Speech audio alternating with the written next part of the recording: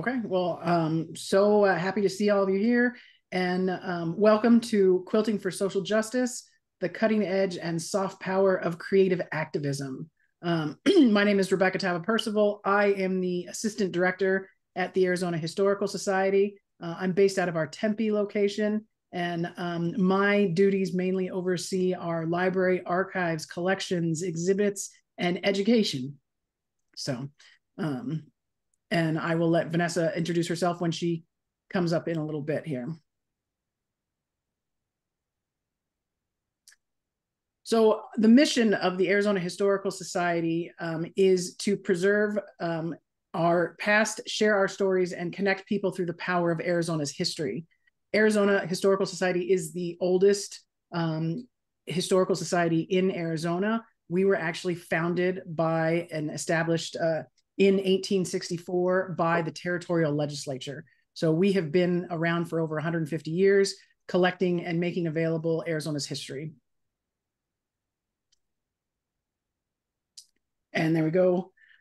We have two museums that you can open, that are open, that you can come visit. One is in Tempe and one is in Tucson. Our Arizona History Museum is in Tucson, right across the street from the University of Arizona.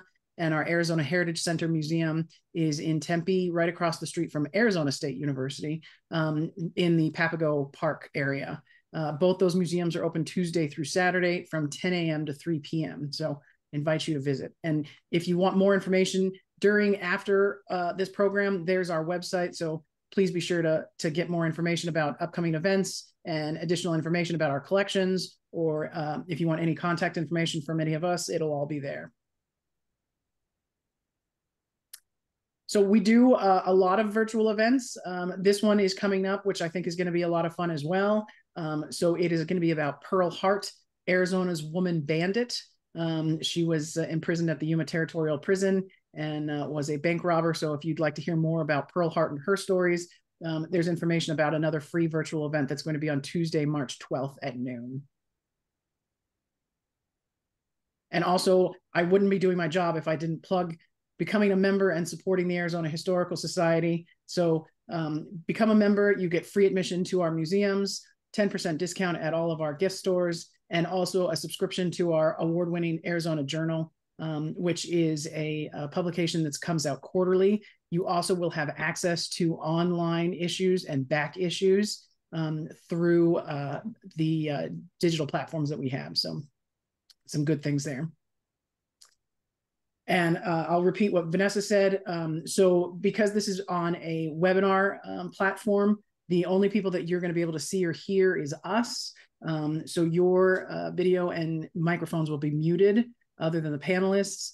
If you would like to ask a question anytime during, we will be monitoring the chat. So go ahead and put your questions in the chat, and Vanessa and I will be taking a look at those, or you can use the question and answer function. This is a recorded event, and it will be available afterwards on our YouTube channel. And we will also send out a link to that recording to all of the participants. And with that, go ahead and enjoy the program. Oh, thank you.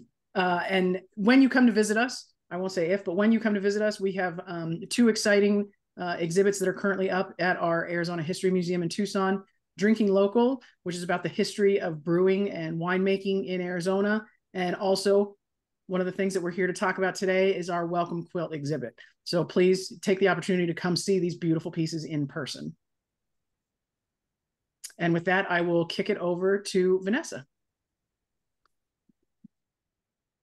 All right, so really quick, I'm going to stop sharing my screen really quick and figure out how to do that, because, you know, sharing screens is rough as I do that. Really quick, I just want to introduce myself. My name is Vanessa Fajardo. I am the exhibit supervisor for the Arizona Historical Society, and I am also the curator here in our Tucson location. So I am responsible for our exhibits there. And I just wanted to give a very quick spiel as to how we got the Welcome Home Quilts in our museum. And it was because of Gale, who was part of another quilt project, because AHS actually does have a very large quilt collection. And she participated in making a migrant quilt with the Migrant Quilt Project. And she, correct me if I'm wrong, Gale, it was the 2021 through 22 quilt that you made? It was the 2021. Okay, perfect. Oh, good. I got it right. So we talked about that. It was displayed at our exhibit closing, talked about the work that you will hear about soon. And it was that through that connection that we were able to put up the Welcome Quilt exhibit. So with that, Barb, I'm going to go ahead and throw it to you so you can introduce some people.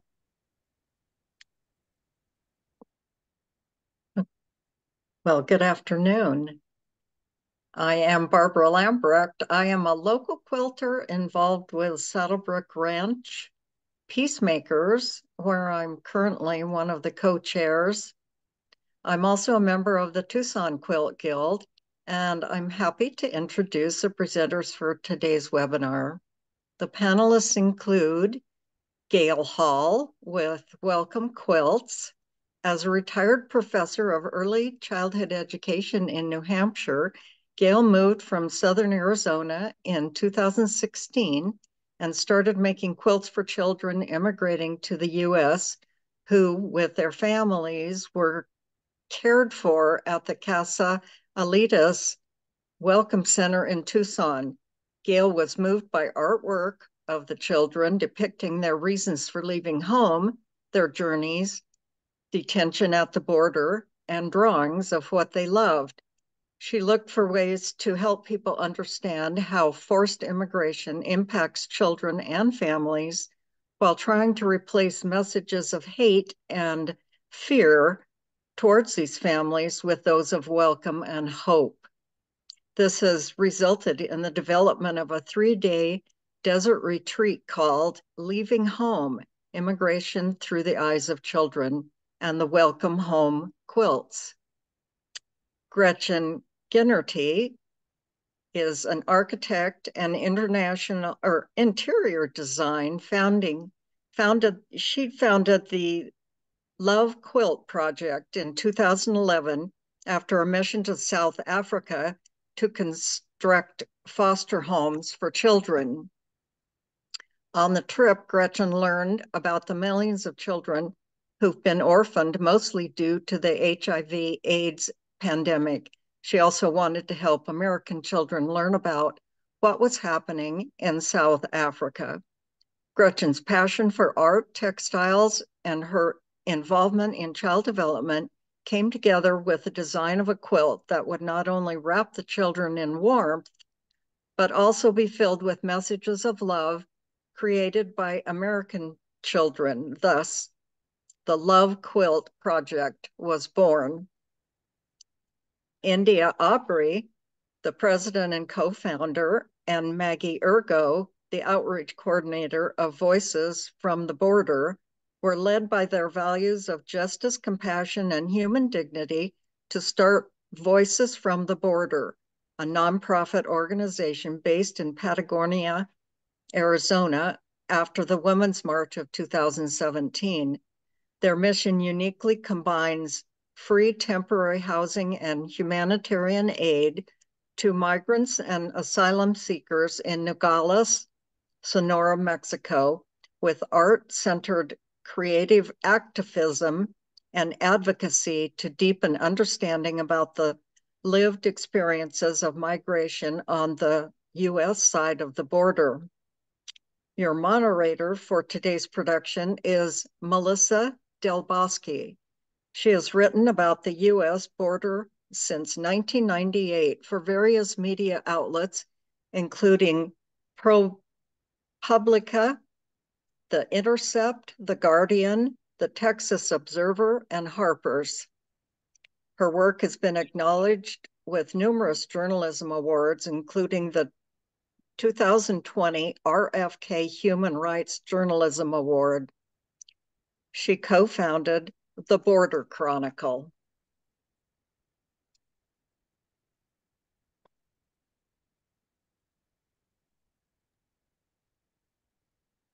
Thank you. Thank you so much for that introduction.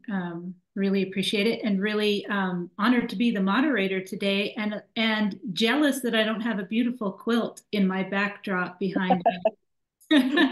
There's Thank you. Very beautiful work on display, and I'm really looking forward to digging into how these beautiful works have been made. And I wanted to start with Gale, if you could talk about Welcome Quilts and sort of your origin story, how that came about. Well, I have right behind me a welcome quilt, and welcome quilts have squares of fabric. They're about 8 inches by 8 inches. And the idea is for people to draw or write messages of welcome to families, children of families who are immigrating to our country, that can then be sewn into a quilt. The quilt would be placed in a public place where families who are immigrating could see it. My goal is to help to dispel some of the messages of hate and fear that many people coming to our country are receiving, and replace them with words of encouragement and hope. And also to try to think about the trauma that families have experienced, the traumas of why they've had to leave home, the trauma of being on that journey of migration, and then how sometimes that trauma continues as they're trying to find a sense of belonging in their new home. So my hope is to try to spread that information and allow people to be more welcoming in a public way. So that's kind of what these are about. Yeah, and you have a very beautiful quilt right behind you. Could you talk about a couple of those squares and how you chose the work and the colors? Sure. The reason that I got involved in this is that I started to volunteer at the Casa Alitas Welcome Center in Tucson. And I was making quilts for children who were staying there.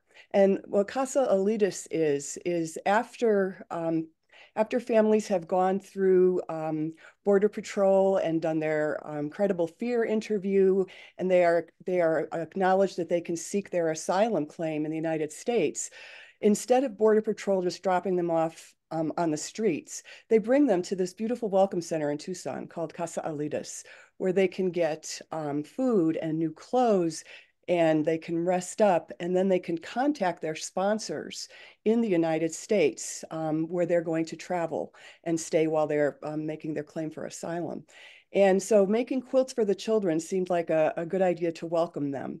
And while the children were there, there was an art room where they could draw pictures of their lives, and many of them drew pictures of their journey and why they had to leave home. And so the volunteers started to ask them to draw pictures of what they love, so as to not repeat some of the trauma of their journey. And when I saw all of these pictures, it really moved me. So the colors that I've chosen in the quilt really reflect the artwork that the children had at Casa Alitas. So the welcome quilts all have some blue fabric, some turquoise fabric in it, which represents the sky that covers all travelers. It covers them in the countries that they start from and the countries that they end up in. It's the same sky that covers us all. And then the yellow is for the sun, that starts every day with this sense of power and determination that we can meet the goals that we have in front of us for that day. And then there's fabric that has a lot of beautiful colored circles in it. And from seeing the artwork of the children, they drew so many pictures of the beauty of the countries that they had to leave behind, and how much joy those countries had given them and the colors they saw on the way. So the colors represent that joy that reminds them of their country back home and gives them hope for the country they're going to. There's also some fabric in here that has stars on it. And that's because many people are traveling through the desert at night when it's cooler, and use the stars as a way of helping to guide them on their way. And then finally, there's some red. And many of the pictures that children drew were about their faith in God and how that really got them through their journey. So the red represents the flame of faith that sustained them on their journey. And then all of the messages say welcome. And there's 11 different messages of welcome. It's really nice. Gretchen, could you talk about the origins of Love Quilts and about the work that's behind you as well, which is also quite beautiful also. Well, thank you for inviting me to be here today, and happy to share my story with everybody out there. I should say that in Barbara's description, that's really how we started in 2011. It was a mission trip from my Episcopal church in Arlington, Virginia. And again, as an architect and designer interested in building homes. And we decided that the 6 children that were going to be placed in those homes should have a handmade quilt. And I decided that quilt needed to be something that was reflective of the United States, but also saw an opportunity to teach the children about South Africa and the children that were struggling there and how they needed that extra love. So we stitched those messages in the quilts, and off we went with our 6 quilts. And here we are 13 years later. And the Love Quilt Project now really focuses on raising funds for education for at-risk children living in foster care in South Africa. And now we have branched out to children in the United States as well. And for every child that we help to support through education funding, each child gets the beautiful handmade Love Quilt. And the Love Quilt is filled with messages of love created by children for children. And for every child that receives the quilt in America and in South Africa, before they receive their quilts, they actually make the messages of love back to the children. In South Africa, the children make them for the American kids and vice versa. Excuse me, vice versa. We've worked with over 10,000 children now across the United States. We've given and helped over 1,000 children in South Africa. We've this past year opened up to American foster system here and are in the process of giving quilts to children in Florida, South Carolina, Virginia. It's really been quite the journey. We have over 400 quilters across the United States that have helped us, many from Arizona as well, and schools participating. We've donated over $200,000 since 2016 to the education funds for these children. And really, you know, because we started in 2016, we've really seen some success stories with that too, which maybe I can share later. But I do want to talk about the pattern of the quilt and why we started with that. And you'll notice, those of you that are quilters, that we use the log cabin pattern. You can see it behind me here. This is a love quilt behind me. And you can see how there's always a dark side of the block and there's a light side of the block. And the light side of the block reflects the, you know, lighter, happier days of our lives. And the dark side of the block is the darker side. And what holds us together is love, which is the center of the block. And this is kind of a classic story of the log cabin quilt. And what I love about quilting in general is that the quilts, as Gale's quilt described, they're telling a story. They're not only providing this warmth and wrapping this child with love, but they're providing a story that that child can take with them.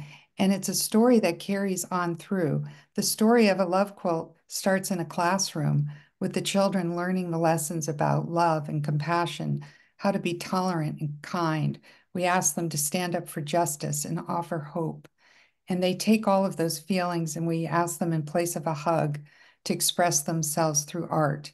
And that's where these little art squares come and they just pour themselves into that. And then we send them out for the quilters and they stitch them into the log cabin quilt.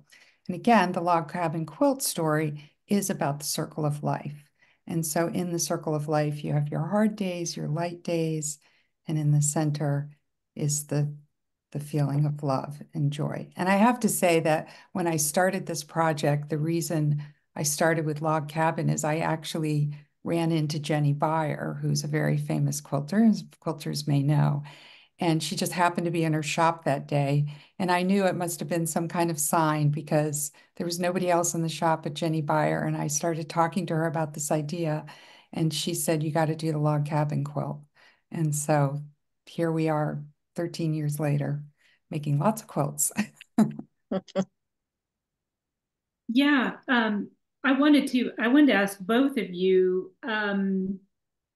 what has surprised you along the way on your projects? Have they taken you sort of down unexpected avenues, or how do you feel about the development of your projects, and has it surprised you along the way? Gretchen, you want to take this? Sure. I'm just thinking in my head, where do I start? Again, it always amazes me when we're working in the classroom. And again, schools participate across the country. It's not like we're going into every classroom, but I really do try to participate in the lesson when I can. And sometimes you look at the children and you think they're not paying attention, or they're not getting the message, or they're not understanding. And then the most beautiful art squares come out with the most compassionate notes and love. And you realize that they're listening, and they feel that, that, I mean, they really do offer me hope that they feel that compassion. And then another place is the quilters. I cannot tell you, I mean, every single one of our quilts, the quilters pick their own fabrics. The quilters express themselves. We send them the art squares, and they make the quilt tops. And what comes back, it's endless, amazing how I always say they use the fabric as paint. I feel like as much as the children are expressing themselves through the art, the quilters are expressing themselves through using the fabrics. Just like Gale's describing in her quilt, like each of the fabrics has a meaning. So many times these quilts come back, and they're just as meaningful as the art squares that they're stitching into that quilt. And then, of course, many, many stories of wrapping children with these quilts. And I just can't describe to you what it feels like when that child sees their quilt. They immediately look at the messages. We always wrap the quilt around them. And many times I've witnessed them curling up and sobbing because the quilt is so emotional for them. And so it really is providing this emotional support tool that it's hard to put into words. And I've gone back a couple years later to still see that quilt on the bed and talk to those children. And I can be in another room with them, and they're telling me every single art square that's in their quilt. They know them verbatim. They read them. They'll tell me, my quilt tells me never to give up. So endless surprises. That's just beautiful. I just want to say that Gretchen and I are friends, and I've had the honor of making a few love quilts. And the first time I made a love quilt, I was so moved by it because I had these squares from a group of children in Florida who had made their messages of love.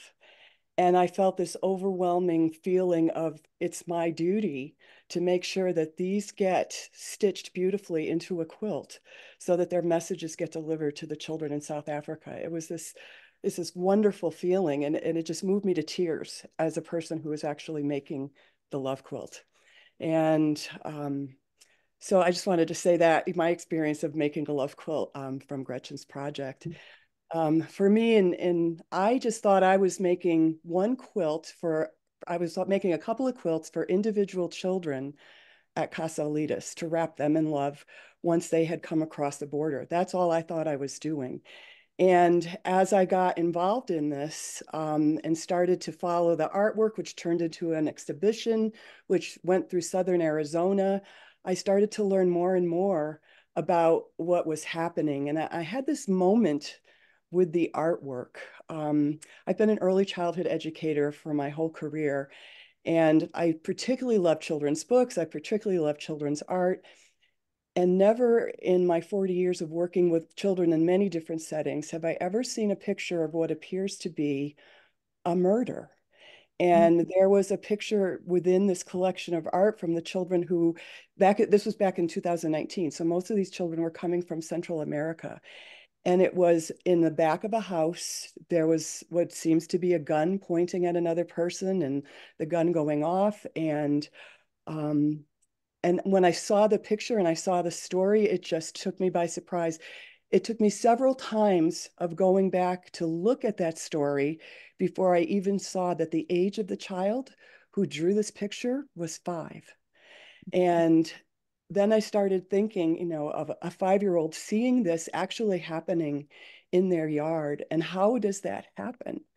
And then finally looking at it again, I realized in the top of the picture, there was a picture of a smiling sun.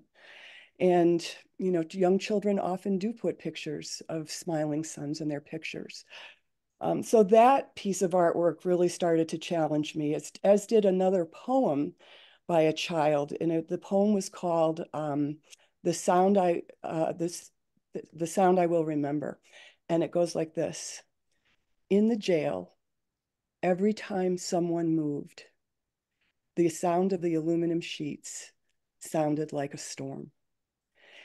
And I started to think about the images of children in detention and right on top of each other with those Mylar sheets over them, and what that sound must be like, and how that sound later in life might trigger that trauma of that child being in detention. And I even had a friend said to me, do you have to call it detention? And I said, but that's exactly what it is. But not for this child. This child saw it as jail. So from her perspective, it was being in jail. And this was her greeting in terms of coming to the United States. And I felt a sense of shame about it, and a sense of, you know, needing to do something about it. So that's kind of was a big turning point that surprised me in this whole thing, because I just thought I was making quilts to comfort children who were coming to our country. Wow, that is very, very moving. Thank you both for sharing that. I wanted to bring Maggie and India into this discussion from Voices from the Border, if they could talk a little bit about what got them into Welcome Quilts, into social justice and quilting as something that they really wanted to uplift. You both could talk a little bit about that. Sure. Hello, everyone. I'll get started. I'm going to just talk a little bit about Voices from the Border and how we got involved in this project, and then Maggie will tell the second part of the story. As Barb mentioned in the introduction, we are a nonprofit based in Patagonia, which is 18 miles north of the Arizona-Mexico border and a major port of entry in Nogales, Sonora, Mexico. So our work happens on the Mexico side and on the US side of the border. On the Mexico side, we provide safe temporary housing, medical care, and meet other basic needs for asylum seekers, particularly women and children waiting for entry into the United States. On the US side of the border, we do what we call creative activism, and that uses the arts and storytelling as a means to share the lived experience of migration and the very real and devastating impacts of immigration policy on human lives.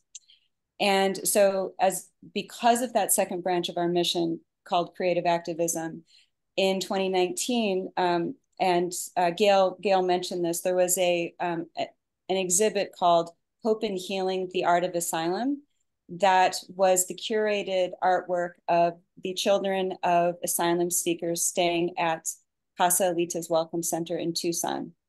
In 2020, at the very beginning of 2020, Voices brought that exhibit to Patagonia, and we used it as the centerpiece of a 10-day event called Leaving Home: Migration Through the Eyes of Children.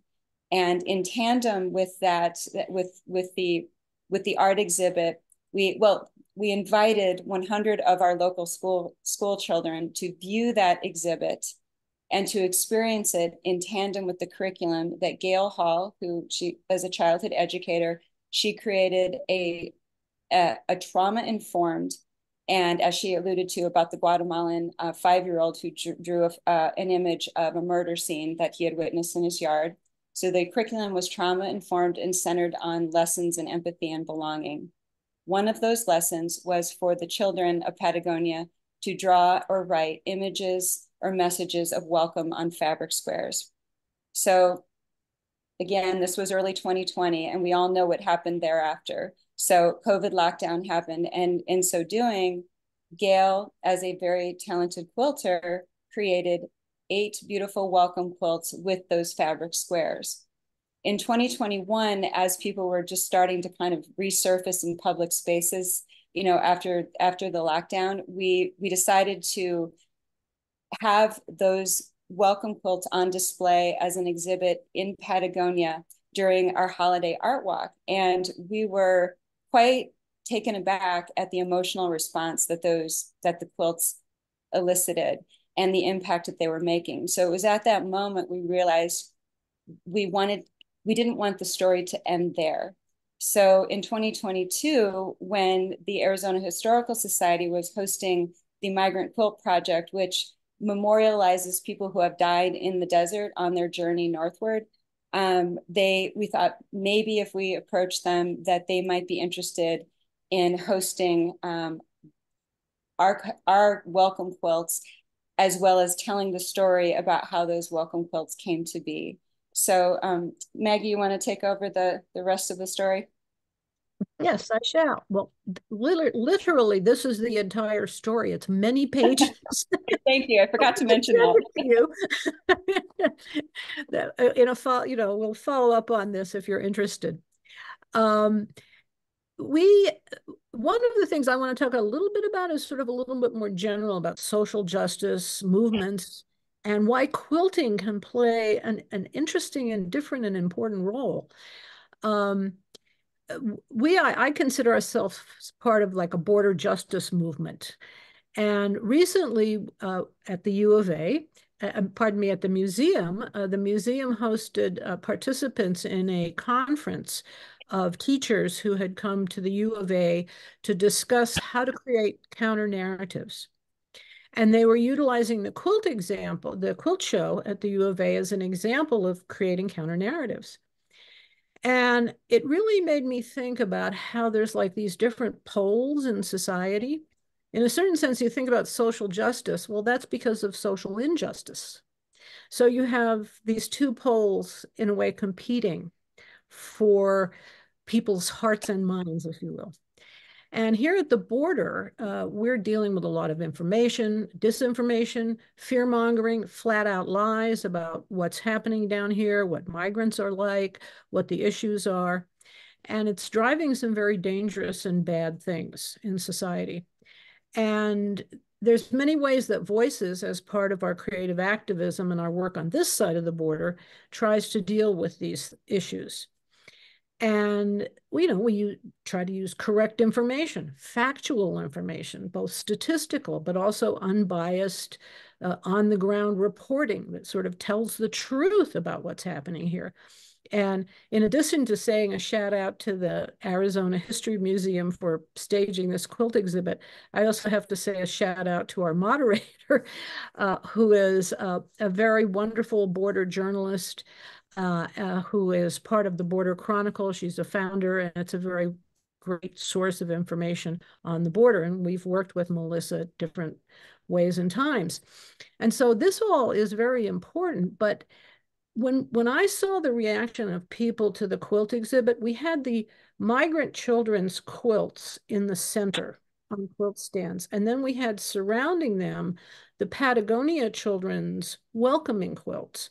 And people would walk in and they would literally like put their hands on their hearts and say, this gives me hope. It was very emotional. And I felt, and Voices felt, this is really something important. This is an important factor in trying to create this opposite pole to what's being perceived about the border. And I think, there's many ways that social movements can approach, and I'm talking about any social movement, opposing justice for the homeless or whatever, right? There's always demonstrations, although I was thinking humanitarian aid is kind of a demonstration of how we should treat people, immigrants or otherwise. Legal actions, legislation, debates, letters to the editor, there's lots of things. But the soft element that, and I like that title about the soft power, the soft element that quilts bring is a different kind of thing. It's I think it's like being presented, we're presenting things in a symbolic way, because quilts have this symbolism of comfort and caring and support that is very different than, you know, a factual thing about how many migrants are doing what. And presenting this quilt exhibit and touching people's heart can also be a very important part of social justice movements.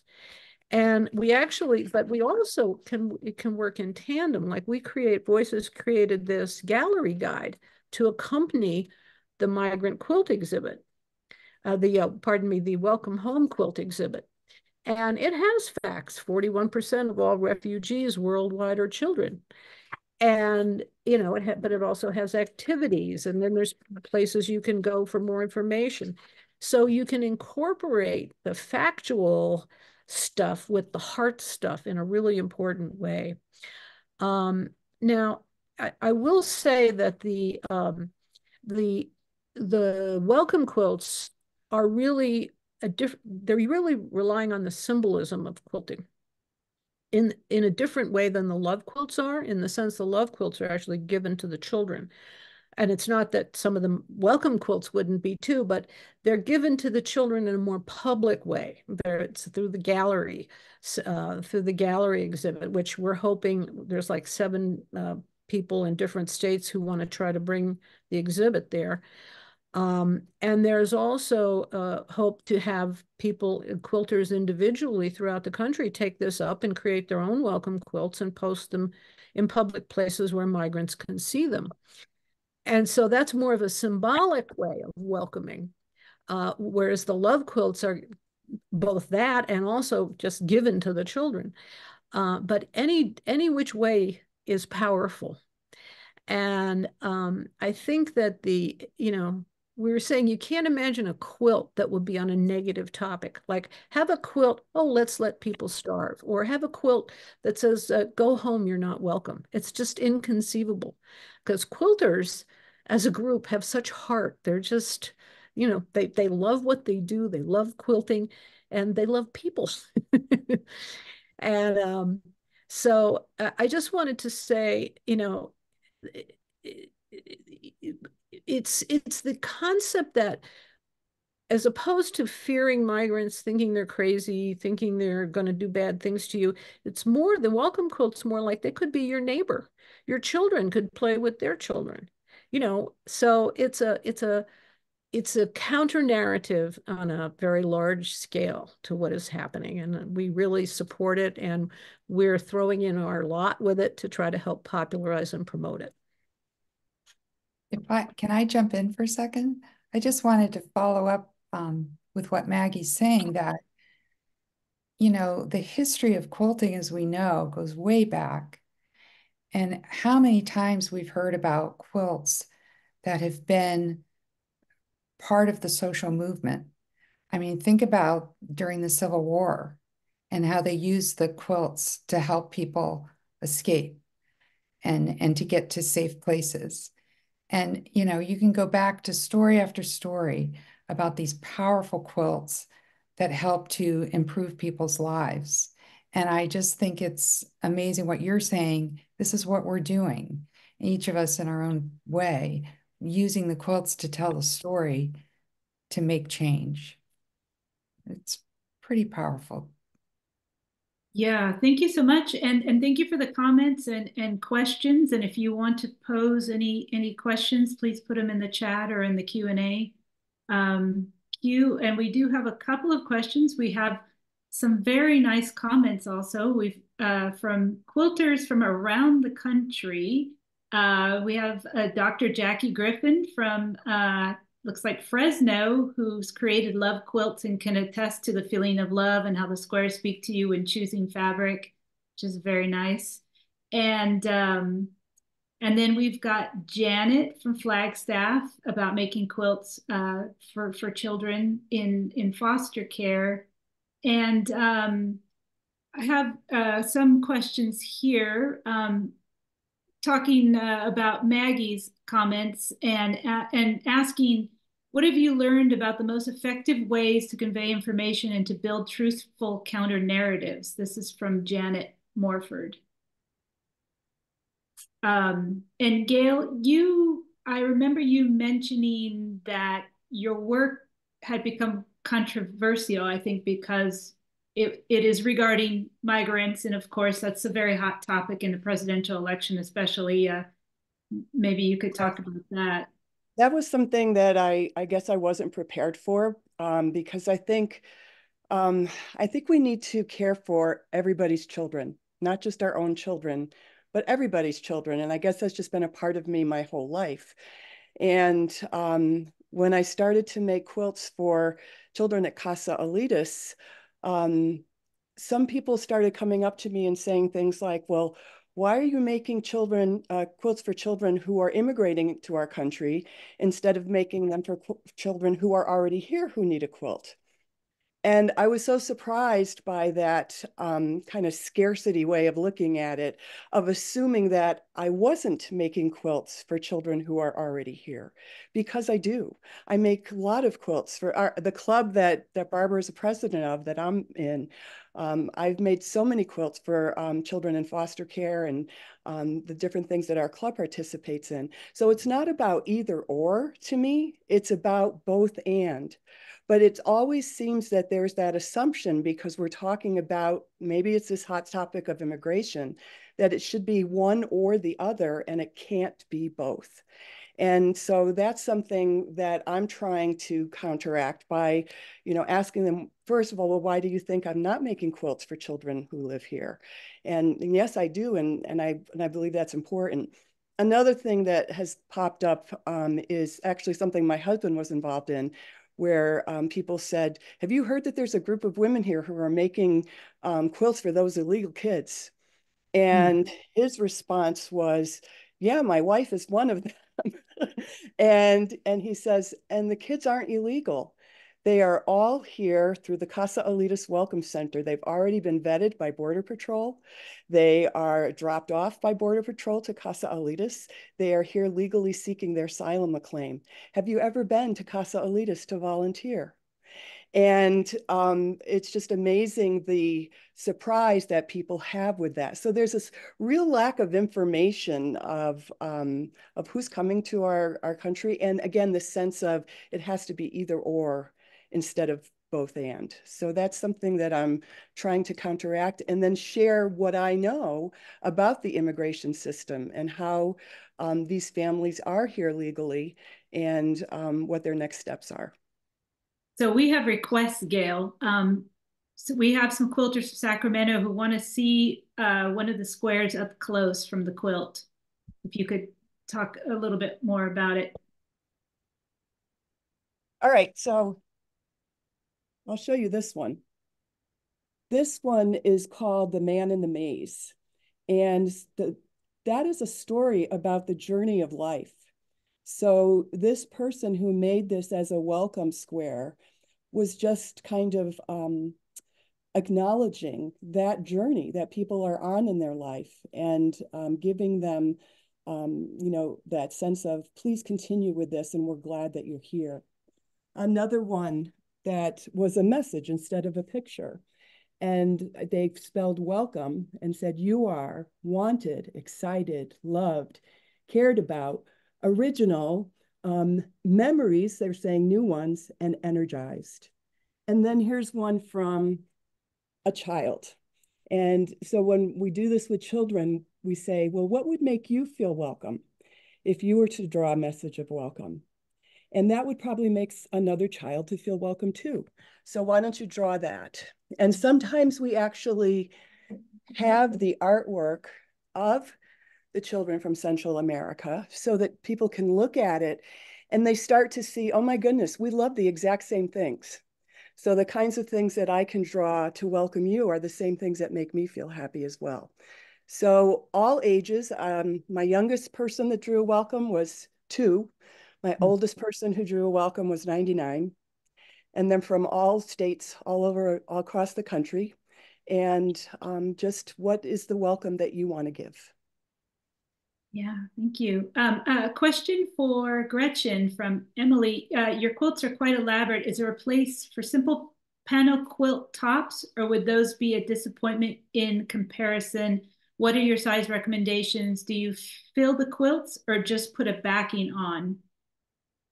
Wow, detailed questions. Yeah.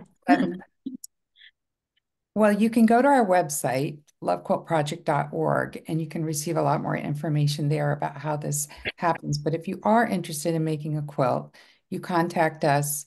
We send you the pattern. We send you the art square. We do ask that it is the log cabin pattern. We only need you to make the quilt top because we have a partnership with bandana company down in South Carolina where we take the quilt tops, we ship them to them, and they actually pick the backs of the fabrics. And then we're also working with Milliken, who puts the batting or donates the batting for us. So we just need the quilt top, but it does need to follow the log cabin pattern. It's fairly easy pattern to make, I think. And then we just ask you to pick your own fabrics. Melissa, can I say something? I wanted to speak to the question about what the most effective way is to create these counter narratives. And I think both Gretchen and Gale, they're involving people who don't quilt. And I think that's really an interesting aspect of both of these, because I made a quilt square. I'm not a quilter. And the Patagonia children aren't quilters. And the people that create all these little drawings for the Love Quilt Project aren't quilters. But it helps people express themselves in a much larger palette than people are ordinarily able to do all around the country. You know, you can be in Minnesota and make a welcome quilt. And I think that it may not be, I think the whole combination of all issues, both the actual facts, statistics, journalism, legal battles, social movements, I think all of those things combine. But I think that the thing about both of these projects is they're ways of bringing forward other voices in society that maybe are not quilters, but quilters are kind of bringing them together. And, you know, I know both of these quilting projects need other quilters to help on them. And there'll be information, I guess, at the end of the webinar about that. But, you know, I think this is all very effective. And I think we're making progress. And I was going to follow up on following up on what Gale said about, you know, things that surprised us. And I've had the same thing. Why aren't you, you know, why aren't you taking care of our American children? Why aren't you taking care of our own? And Love Quilt Project is much bigger than that. Basis of everything that we do, honestly, I mean, the funding for education is critical, but part of that education is the fact that we're going into the schools and we're teaching social justice because we are talking to the children in America about South Africa. And, you know, South Africa is not a very old country. It's only been around for 30 years, 1994. Nelson Mandela was the first democratic president elected, and it was the end of apartheid. And apartheid was, you know, just a horrible, you know, plight that the Black South Africans had to experience, being separate, basically separating the races. And there's an awful lot that we can learn about in our own country about racism and how to deal with different cultures. And like Gale's saying, I experienced the same thing. There's just this fear and misinformation that somebody being different than you are is a bad thing. Instead of what we're trying to teach is somebody being different than you is to be celebrated. We literally, in our lessons, we talk to the children about social media and how everybody's connected nowadays, that you're the generation that's never existed before because in a nanosecond, you can be talking to somebody in South Africa. They play these games online and they're playing with children from, you know, England. And I remember one kid, he said, yeah, I played last night. The kid was from Australia. Another kid was from England. Another kid was like from China or something. And I was just like, I said, well, did it matter who they were? And he just kind of said no. And I said, did it matter what they look like? Did it matter you know, their economic level? Did it matter what race they were? And of course, they could have cared less. And I said, were you having fun? And they said, yes, we were winning the game. And I said, this is really important lesson about peeling away the layers of humanity, to peel away the layers of who you think define you or somebody else, and to look into the core. And that's where we say the core is love. And you can find it in everybody. And to teach those lessons, you hope it just carries over and spills over to everything all of us are doing. And again, I see it spill into the quilts. I see it spill into the artwork. It's just really valuable lessons. And I think if we each do our little piece, we can change the world for a better place. I would agree with that. And as part of what's happening at the museum, we were able to make an outreach to the schools in the Tucson area. And just this week, there were 114 fifth graders that came from a Tucson school to the Welcome Quilt exhibit to participate in a guided tour, but also the curriculum that I had developed for it. And part of that curriculum is I show them a backpack and say, okay, so let's say that tomorrow you find out that you have to leave home and you may never be going back. And all that you can take with you is one thing that will fit into this backpack. And they've already talked about reasons why people might have to leave their country, and they know the various reasons. It is thundering here now, so if you hear that, that was a surprise. But anyway, so then I started to ask them to, what would you bring in your backpack? And they all wrote it down on a piece of paper, and then asked them, okay, would somebody come up and share what you would bring? And they would talk about it, put it in the backpack, and anybody else with that same idea would add it. Many of them want to bring their pets.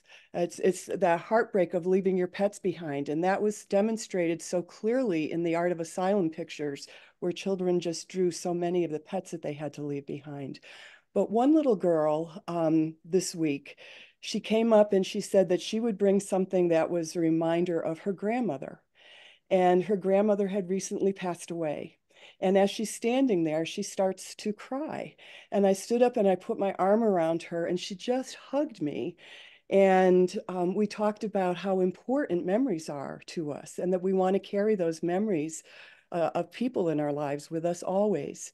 And then she went and sat down and her friend next to her put her arms around her and held her. And I just looked at them and said, it is so wonderful to see a friend comforting another friend.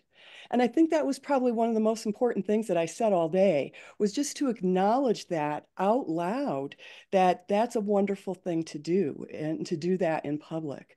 And then a couple of weeks ago, a fourth grader, as we were continuing our lesson, we were talking about, well, okay, if somebody was to move into your neighborhood and they didn't know where anything is, they don't know anybody, they may not speak English, what could you do to help them to feel like they belong and that they're welcome? So we start brainstorming ideas for plans that could happen.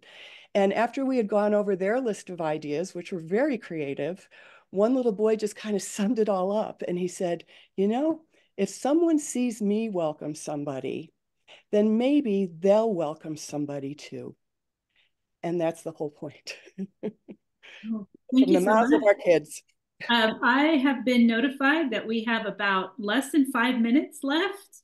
And Candy did post a question a while ago, and she wants to know how quilters can get involved for both you and Gretchen, Gale, both of you. Well, for me, at the very end, you're going to see a slide that has information, and we're going to be happy to send you some information as well. I have an email, which is this, Welcome Home Quilts with an S at Gmail. And you can email me and I will talk to you about how to do this. I'm creating a video about how the welcome quilts are made that I can share with people. And the goal would be to see them happen in communities around the country. And Gretchen has something quite a bit more formalized. Share what you have done, Gretchen. Yeah, the best way to get involved for us is to go on our website. And if you just go to lovequiltproject.org, And there's a section in there to volunteer, and there's a form that you can fill out and you'll be contacted immediately. We're looking for quilters always, but we're also looking for schools. We want more children to participate in this project. And so if you're a teacher or you know somebody that's a teacher, please help us spread the word. We're just always grateful for all of those that volunteer to help us make these quilts, and we're growing every day. So got lots of American kids to help too. And also, it was a question at the end of one of the things with the museum with the elementary school students. One of the chaperones, one of the moms said, is there a way that we as moms could get together with our children and make welcome quilts together? And I said, absolutely. And another person wants to do it with grandchildren. So by contacting us through the ways that we're going to show you at the end. Plus, we're going to be developing a resource kind of a guide to send out after this is all done. So again, through our email, give me a contact through the welcomehomequilts@gmail.com, and I can send that contact information with information from me and from Gretchen to you. Oh, thank you so much. I know we're at the top of the hour, and India, you have your hand up. Did you? Yeah, I want to take this opportunity to just say, and I saw in the Q&A that Rachel Stevens commented to another participant, Emily. So this week I had the opportunity to speak with Rachel Stevens, who's part of the Bienvenidos Quilt Project, quilt group or quilt organization. And they have sent 700 quilts to the border, to where we live here in the Patagonia area where I described, and many of their quilts have gone to children waiting in Nogales, Sonora, Mexico. So I wanted to do that shout out while Rachel's on the call here, and also say, well, two things. In the exchange that I had with Rachel, which was so touching, just to be able to have, I've heard about her and them, and of course we've been facilitating getting quilts to some of the people staying in our apartments and the shelters in Nogales, but it was really wonderful to get to connect directly with Rachel. And she said this beautiful thing, and it circles back to something else somebody mentioned earlier, which was Rachel's words were, every quilt is like a prayer. And it reminded me of, I don't know if it's like water for chocolate, but when you're making a meal and you put your heart and your soul and whatever you're feeling into that meal, and it's very much the same for quilts. And so the heart and the soul of the quilter goes into that quilt, and it's very much, very, very much received and felt by the recipients. And so the other point I want to make is where Rachel is at, the Bienvenidos Quilt Group that she's part of is in Oregon, and it's in 6 other states. Rachel, I believe you said it's in 7 states total, I think. So the opportunity there is that you don't have to be at the border to work at the border, and work for the causes here, and work in in immigration. I'll in a broad stroke. But I just want to give a nod to Rachel and your group and your wonderful, wonderful project, and how we've really, really been so graced to and blessed to receive your quilts here at the border, and they are cherished. Yeah, thank you so much. And Barb, did you want to make a comment really quickly? Yeah, I just wanted to say thank you to everybody for what they've done so far. Thank you for including me. It was very informative to me as a quilter, and I think everybody has the urge to be inspiring, and quilters love to create things. So this, I think, is just a perfect opportunity to help children, and help them see that the world is not all bad, even though there's a lot of bad things that go on. It's very uplifting to see everybody so interested in doing all of this. And I thank you for including me. Yeah, thank you so much. And thank you to the Arizona Historical Society too for hosting this as well. And I guess we've come to the end of our talk, top of the hour. And I think there'll be a slide with contact information. Is that correct?